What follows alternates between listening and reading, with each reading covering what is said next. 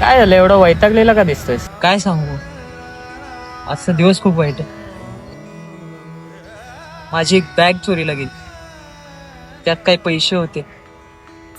असं वाटतं सगळं दुःख माझ्या वाटेलाच आलं. कधी कधी सुखही दुःखाच्या रूपात येतं. म्हणण्याचं तात्पर्य, तुला दुःख होण्याचं कारण आहे तुझ्या बॅगेत पैसे होते आणि ती चोरीला गेली. पण मी म्हणतोय म्हणून एक कल्पना कर. समज प्रवासात तुझ्या बॅगेत आतंकवाद्याने बॉम्ब टाकलाय आणि योगायोग असा झाला की तुझी बॅग चोराच्या हाती लागली. ती थेट त्याच्या अड्ड्यापर्यंत पोहोचली.